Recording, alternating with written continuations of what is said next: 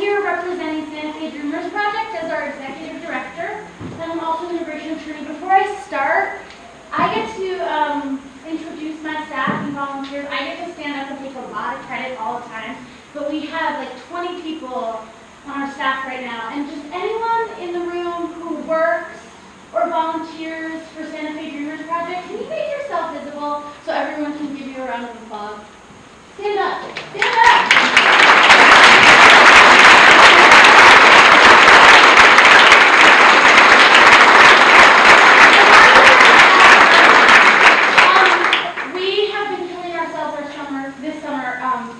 Trying to respond to everything that's happening in our country, everything that's going on at the border, everything that's happening in our community. And I want to express so much gratitude to the staff who we work with and the people who volunteer, and the people, many of whom are in this room, who donate to support our work. It's critical and we can't do it without you.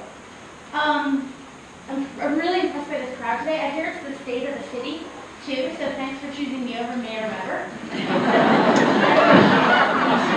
He's cool too. I'm really exhausted, so I actually, for the first time ever, wrote notes. But I don't know, now it's seeming like I'll just wing it. Let's talk about what tonight is and what tonight isn't. Tonight is a chance for us to come together and talk about facts about what's going on in the border. It's not about litigating the fact that there is violence happening in our country and that it is at the hands of the government. We know that. We are going to start with that premise. If you don't want to start with that premise, if you want to fight with me about the fact that this is violence that's happening at the hands of people in our government, let's do it afterwards. But I'm asking that we can all just sort of like stipulate to that so we can get over that, like not get over it, but get past it and move forward about talking about what to do and how to respond. I'm also not going to spend a lot of time pointing blame at the Trump administration. We know they are to blame. And we know there are lots of other people to blame as well. I'm not here to convince you that he's a bad person or that we shouldn't have voted for him. I'm here to talk about what I have learned in like 10 years of working on border issues, 5 of them in family detention facilities on our border, 5 years of running a legal services nonprofit that works in all over the Southwest, in detention centers, at the ports of entry. I want to share with you, let you in on the information that I have for a way for y'all to become better activists. Anyone who's ever been to an event like this knows this is one of my biggest points. Learning is activism. People tell me all the time, Allegra, what can I do? And I'm going to have some ideas and some thoughts and some sort of like big things that you can do. But the first thing we have to do is learn. If you're planning on being an activist, if you're planning on being an advocate, you are really, really responsible for having the right information. Because if you're spreading misinformation about what's going on in our country, you're not doing any favors to the people who need your help. And in some ways, you're also playing into the narratives that our presidential administration has that this is fake news, that we're lying, that this is just something that the media or Alexandria Ocasio-Cortez has invented to get back at the president. That's not the case. But we have to be really, really strong in our convictions about what is true and not true, so we can move past the insight about what's happening and not happening and figure out solutions. So that's what this is about. Hold on, I'm looking at my notes. So let's just jump into it. What's happening at the border? A lot. So let's just start with the fact that the system of processing people seeking political asylum is really, really bad. It's stupidly designed, right? And we're going to get into the design aspects of that and what is and what isn't happening and how it's designed. But the reason we're all here right now and the reason there's a crisis is because the number of people seeking asylum, especially from Central America, is so big right now that it's putting so much pressure on this really, really poorly designed system. And something that was just sort of problematic, that was inhumane, has now turned deadly because of the sheer volume of people that are coming. You see, when we started detaining families on our border in 2015, 2014, like right after the Obama administration, opened Artesia. Y'all remember 5 years ago they opened Artesia? It was a family detention facility in New Mexico. That was under Obama. The plan was, because people seeking asylum on the political border southern border is a political liability, politicians were like, cool, we can't really like stop people from asking for political asylum, and we'll get into why that is. But what we can do is make it as dangerous, as torturous, and as unpleasant and unsafe as possible, because then maybe they won't come. It's called, it was deterrence through detention. It was a deterrent strategy. This was in 2014, when Obama first started detaining families, first started playing around with where can we put pressure, where can we make things dangerous, where can we make them unsafe, to stop people from coming.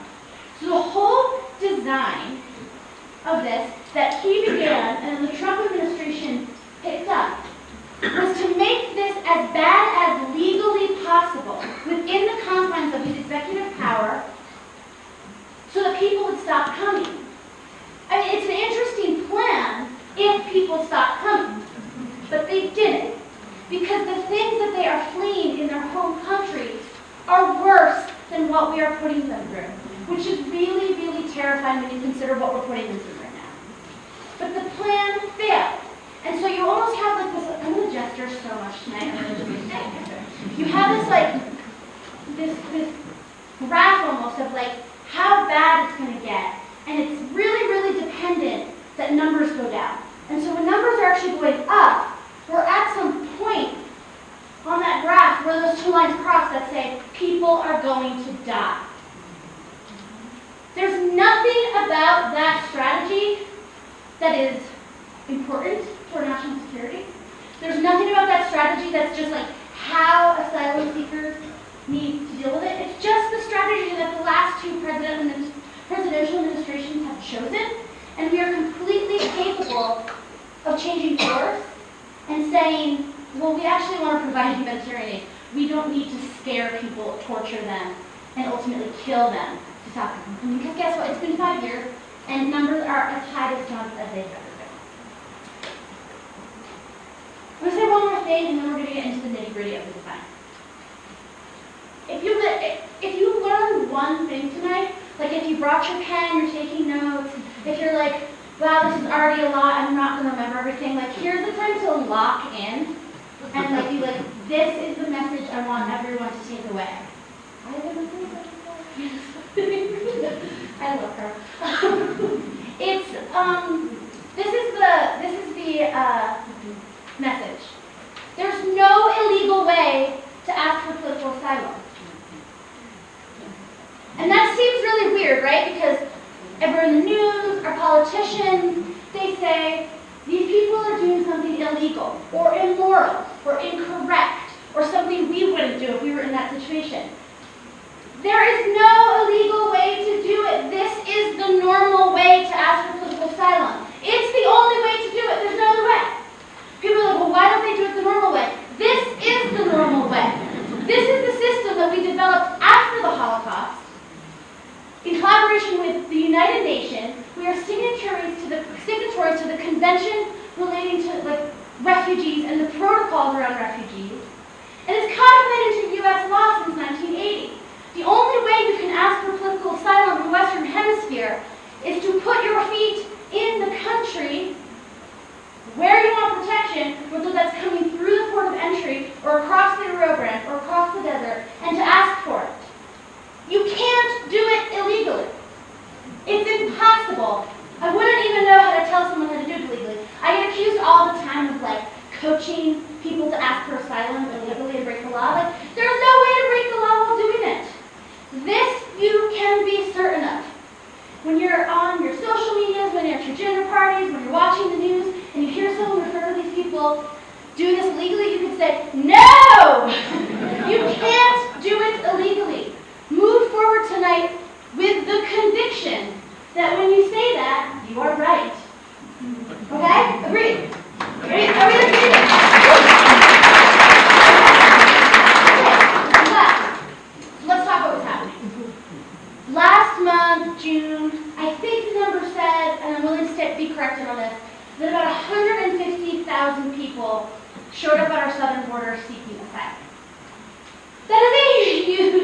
volume of people, considering in 2018 in June, it was around 50,000. So triple the volume of people came this year than came last year. So when Trump is saying that his strategies of deterring migrants are working, I think that statistic really illustrates what is and what isn't happening. Anyway, so all these people are arriving. And what happens is, I'm going to do some dancing and jumping around. I'm really tired, so the only way to do is get the blood flowing. Imagine I'm in Mexico right now, and you guys are the US.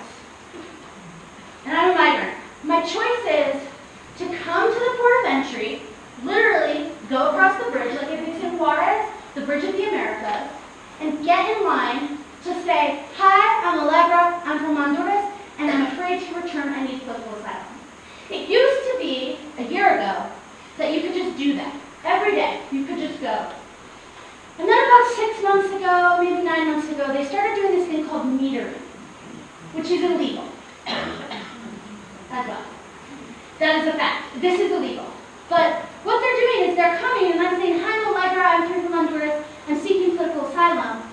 And they're saying, yeah, we don't have room for you, so you're going to need to take a number and get in back of line, like you're at the damn DMV, right? It was so wild at the beginning that they were actually sharping numbers on people's biceps to be like, you're 40, you're 41. There are thousands of people waiting at the port of entry now. Thousands in Juarez, thousands in Tijuana. Now, when you're waiting weeks, even months, to ask for political asylum, you don't have a home in Tijuana and Juarez. The shelters and the streets are packed with people. There's humanitarian aid down there.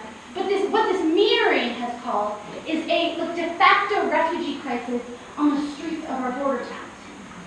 So what are a lot of people doing? Well, they're going around. Going through the port of entry is hard, but there's all these problems that happen when you cross the border without permission. A lot of times you're with a human smuggler, a coyote, and it's really dangerous. And the government tried to say that you weren't going to be able to get political asylum if you did this, that you had to wait in line, and the court and the ACLU said nope, and they struck that down. So now a lot of people are going around.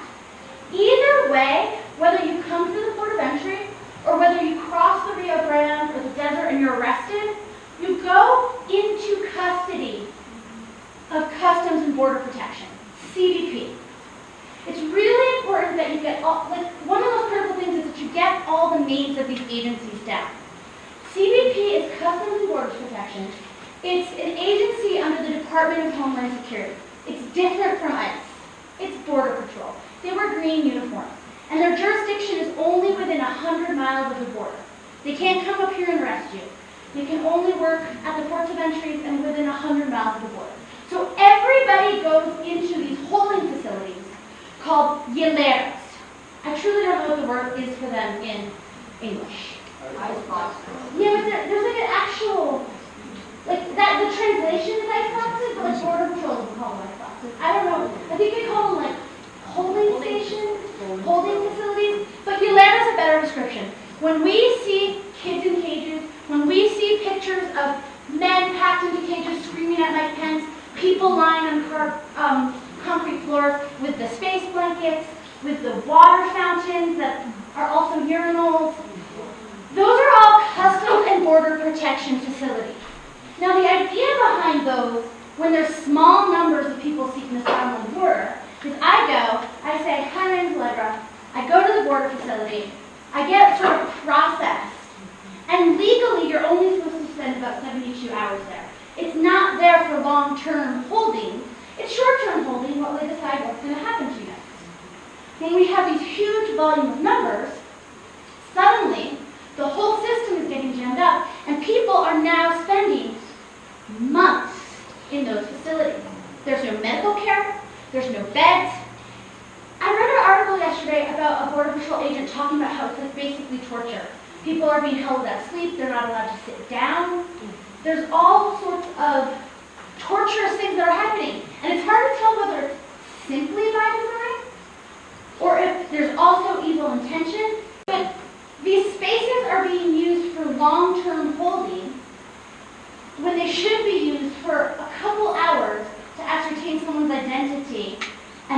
them move on to the next stage in their process. When you saw a few weeks ago visuals and reports from Clint, Texas, where all those little babies were being held for days and days, that was a CBP facility. Those babies, the kids, couldn't be transferred to the next spot because the system is so jammed up. Do not think that I am an apologist for the Trump administration by saying, it's just because there's high numbers. Remember, I started this presentation by being like, this is a very bad design. But it's really like the high numbers now are what's causing this to suddenly turn so deadly at this point in time. So when people are in customs custody, they get sorted one of 4 ways, okay? And I'm going to go through each of them. The first way they get sorted is if they are an unaccompanied alien child. The acronym is UAC. An unaccompanied alien child, by definition, is a child under the age of 18 who is not in the custody of a biological parent or someone who actually has legal guardianship. This means, I don't have kids, but if I brought my 2 little nephews across the border with me, traveled with them all the way from Honduras, had them with me, they would be considered unaccompanied alien children when they arrived on the border. Federal law says that unless you can show that you're the biological parent, then they can be separated as UACs. When someone is designated as UAC, this protection called the Flores settlement kicks in. And if you're going to understand anything about the way children are treated on the border, you have to understand what the Flores settlement is. The Flores settlement is based on a law that in, I think it was like the 80s, maybe the early 90s, they found like a 13-year-old girl in like all-male detention facility, just being like abused. She was like showering with men, and she was from El Salvador. Her name was Jenny Flores. And they created this entire set of standards around the fact that like kids should not have to be in federal custody like that. And so the rules say, as soon as they're identified as UAC, they can be held by the Department of Homeland Security for 72 hours, and then they need to get transferred completely out of Homeland Security custody into Health and Human Service custody. And that agency is called the Office of Refugee Resettlement, or ORR. This is federal law. We can't do a lot right now to criticize the president to change it. It would take acts of Congress to change that law. And believe it or not, as terrible as it is, the ORR system is meant to protect children from trafficking and to protect children from federal custody, or certain types of federal custody. So there's this weird thing going on where people are protesting the Clint facility that CBP has. They're saying, close this camp. The problem is, they're trying to open a facility in Fort Sill. That facility is an ORR facility. And people are saying, close this camp. Well, we need the ORR facilities to be resourced and with really good oversight, because we can't change the fact that kids are going to go into that custody. We need that to be the best possible custody that there can be, with really good staff, really good medical care. It isn't right now. They're horrible places. But we can't totally abolish the ORR system right now, but we can insist that it has maximum oversight, maximum money. Like, take the $1 billion we're giving to ICE and give it to the Office of Refugee Resettlement to make sure these kids are living in the lap of luxury while they're being protected by our federal laws. So if you're designated as UAC, then you are put into an ORR facility. That's one direction you get sorted. Here's another one. If you're an adult alone, or you're a mother with her baby, you could get put into ICE custody, right? There's about 3,000 beds, I think, across the country for mothers with their children. We call them baby jails. And so that's one of the ICE facilities that people get sorted into. Adults, single women, single men, people over the age of 18, get put into ICE custody a lot. There's hundreds of ICE facilities all over the country. There's 2 here in New Mexico, about to be 3. We have 2 in West Texas. There's about 50,000 people in ICE custody right now, and a lot, the majority of them are asylum seekers. But there's 2 other directions you can go. The other thing that could happen, and this is a brand new policy, it's called MPP. It's the Migrant Protection Protocol. I was just at a conference where we kept flip of the tongue calling it the Migrant Persecution Protocol. But the government's term for it is Migrant Protection Protocol. The colloquial term for it is Remain in Mexico, where essentially you come and you ask for political asylum. This is happening in Laredo, Tijuana, and Juarez, and Calexico. You come to the port, or you get picked up, you say, I want political asylum. And they say, great, you can get political asylum, but you're going to need to wait in Mexico. So you do the whole stay at the Allegra, and then as soon as you're processed, you're taken back over the bridge, and you're given a paper that says when you have to appear in immigration court. Our MPP folks, there's 9,000 of them in Waters right now, who have a paper that says October 5th, you need to show up in the El Paso immigration court. And what they're expected to do is hang out. Our government doesn't care where. It could be in Waters, it could be, they don't care. But you need to show up at the bridge on that day with your notice. You're going to get put in chains, put in a van, transported to the immigration court. You get to talk to the judge for a few minutes, have your asylum proceedings. Then you get put back in chains, taken back to the border, and dumped back in Mexico. The plan is to have at least 20,000 people remain in Mexico by the end of the year. This is a staggeringly inhumane policy.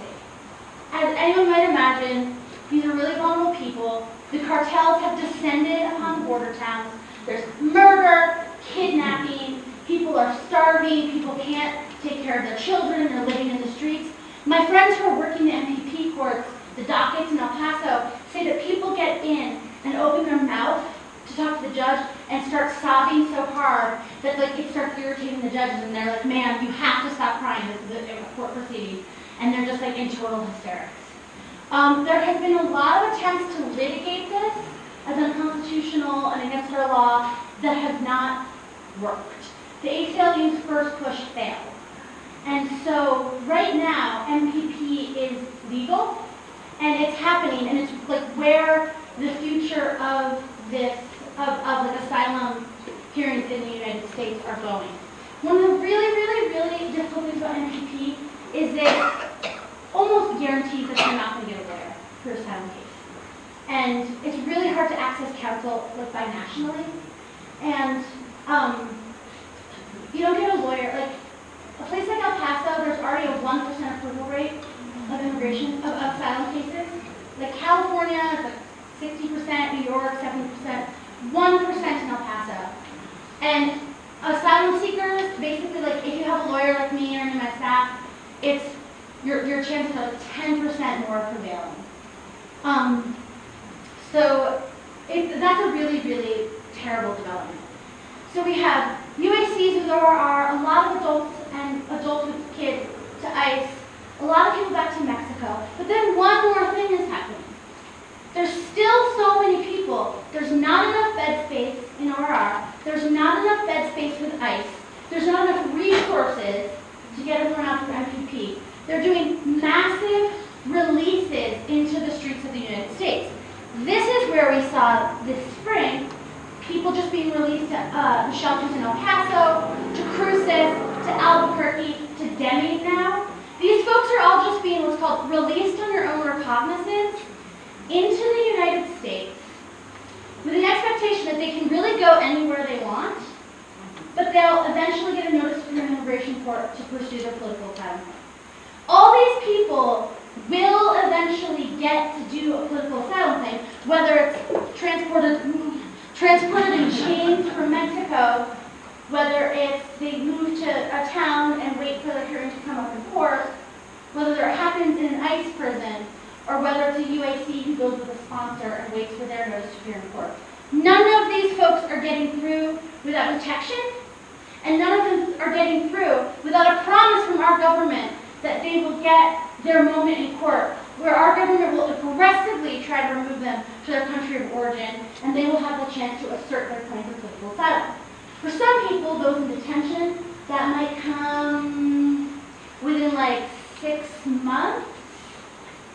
And for some people, like we have clients who get released and come up to Santa Fe who won't have their first hearing until like 2022, 2023.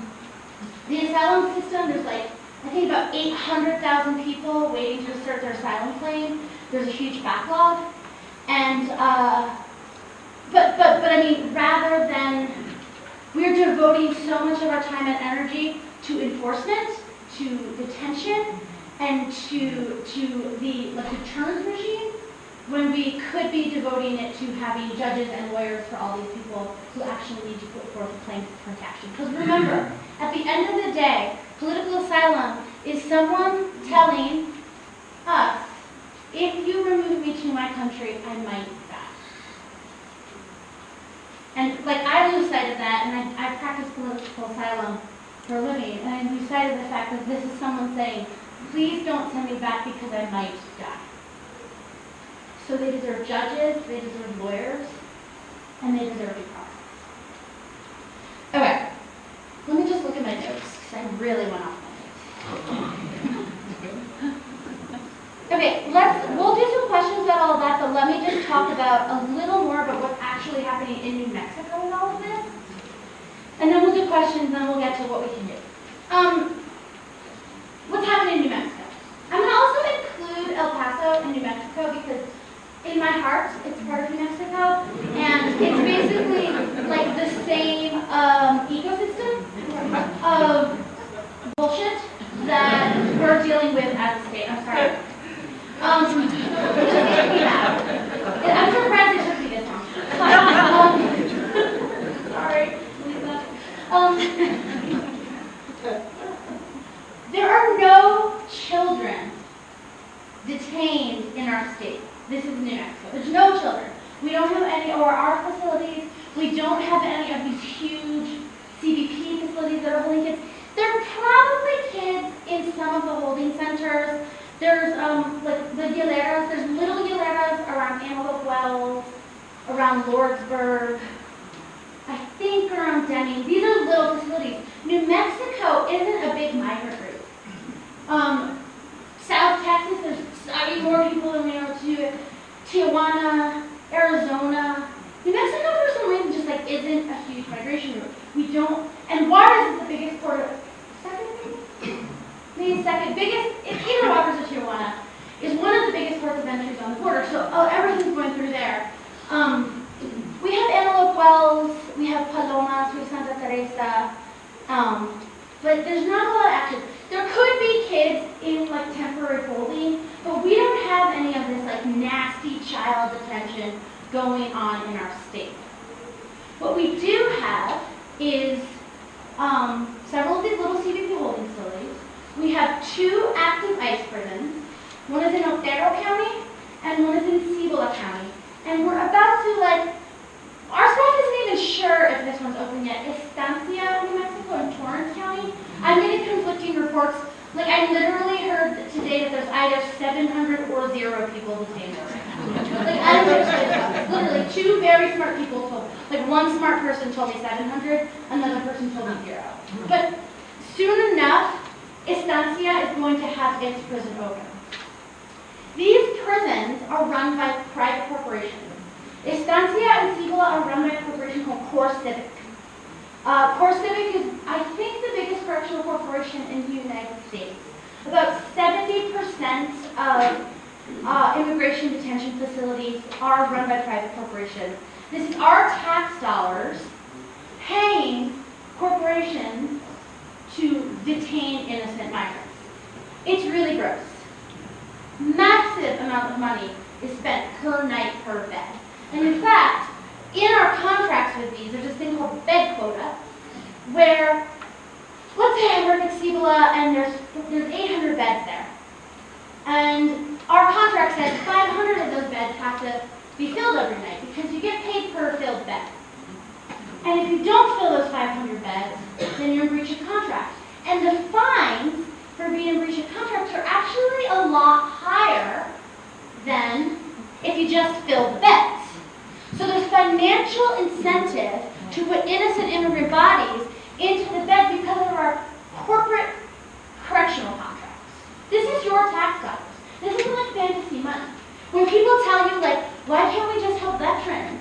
We can't, or like, why can't we take we can't take all these kids and we don't have the money to educate them and clothe them and give them medical care. It costs $800 a night to detain a migrant child. If you do the math, that's like over $300,000 a year when they're in detention. We only spend $7,000 of federal money every year to educate kids in New Mexico. So don't tell me that we don't have the resources to protect these kids when we're paying that much money to detain and traumatize them. And it's going to corporate contracts. And it's not just the people who own the correction facilities. It's the people who provide the food, the medical care, the phones, the like all of it is corporations making money. We actually have a website. Sylvia, who's back there, Sylvia, has been studying this for about a year. She's doing a brilliant job of sort of learning how to explain and engage people on this issue. So we have this website called Prison Divest New Mexico. Prison Divest SSVP. Anyway, we have all the information on the back table if you want to learn more about that. So we have 2 and maybe 3 ICE facilities over our facility in our state. And the other thing is we are getting a lot of the releases. At one point this spring, I think there was like 1,000 to 3,000 people being released a day onto the streets of El Paso. And so the churches in southern New Mexico, and then eventually in Albuquerque and the NGOs and stuff, started busing and transporting people to Deming, to Las Cruces, and to Albuquerque. I believe there's no more people in Albuquerque, and that everyone is in Las Cruces and Deming right now. And I know there's people here who I'll identify later who have contact with those organizations that are taking on the burden of bringing people in. One thing to really remember about those places, people move through those shelters quickly. Most migrants don't intend to stay in Deming, New Mexico. They come, they get oriented, volunteers and staff help them figure out where they're going to go to next, and they go. Most migrants come to the United States with a plan. These are smart, rational, planning people who come with a plan. And so they come and they get oriented and then move to other parts of the country. So that's what's going on in our state. We don't have an immigration court in the state. Our immigration court is in El Paso, which is, like I mentioned, one of the most vicious immigration courts in the United States. It's actually what's known as an asylum-free zone. You can literally, like, one of your colleagues wins a case, and like in front of a judge, and they'll say, "I want it," and like you may as well not even try for the rest of the year. You have to try, but you just know you're going to go in and lose. It's really terrible. So we don't even encourage refugees to stay in New Mexico. We're like, don't stay here, because then you're going to have to go to that El Paso immigration court. We encourage people to go to the coasts, to go to liberal cities where they're going to be able to find lawyers, where they're going to be in jurisdictions that don't categorically deny things. One thing that isn't happening that I really want to clarify, a policy of family separation doesn't exist right now. I heard a lot of loose talk about family separation going on at the rally the other night. It's fine, but we have to be really clear that the policies that were started last summer, the zero tolerance policy, that was something really specific. That was when they decided to charge parents with crimes for crossing the border as a means of severing their relationship, because you can't put kids into federal jail, criminal jail, as just be like, okay, we're going to charge you with a crime and put you in jail in like Las Cruces or whatever, and then we're going to legally take custody of your kids and put them into our custody. We don't have a policy of family separation happening right now. Family separation is happening. I should call it parent separation, because family is a different thing. Parent separation is happening because it's a chaotic system, and it just happens like as a collateral of the mess and the terrible design and the bad decisions that are being made. But we don't have an official policy that's saying children are being separated from parents right now. That's not happening. The kids who are alone are because they're identified as UAC. And remember, grandparents, aunts, cousins, sisters, and brothers, federal they have to be separated, and it has for decades. That's not a change.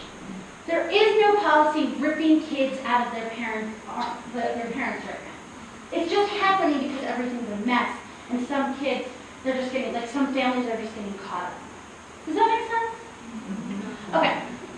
So, this is like literally illegible in my notes. All right, one last thing, because it happened today or yesterday, one of the last few days. Trump canceled political asylum on Monday. What does that mean? It's really unclear. One of my colleagues just sent me a very good explanation of it, and I read it. But he put out this federal regulation that said that we're no longer going to give political asylum to people who didn't first ask for it in Mexico.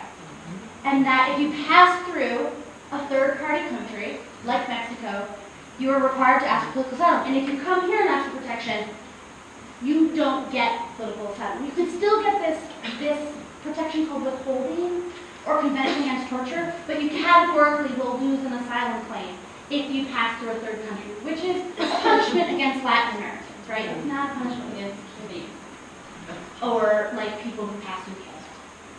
So that's, I mean, the ACLU already sued. I think it took them like 31 hours to sue. And so now we don't know what's going to happen. It's an interim rule, meaning it's not law yet.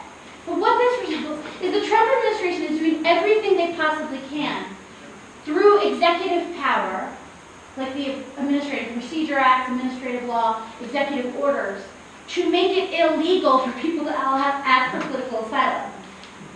They are trying. The reason asylum laws exist is so, it happened after the Holocaust, right? When we morally failed the Jewish people in our world. And so we decided, like, we need to set up legal safeguards for when we have entire countries who have moral failure. Now, our country is completely morally failing right now, and what they're trying to do is attack the legal safeguards that are there to make sure we have to act and protect people. So that, I don't know what's going to happen with the lawsuits. It seems really illegal to me, but I'm just a lawyer. But it seems really illegal to me. It seems like it's trying to change something that's codified into U.S. law. But we're going to have to wait and see how that plays out. But that's what happened in the news Monday. It became interim regulation yesterday.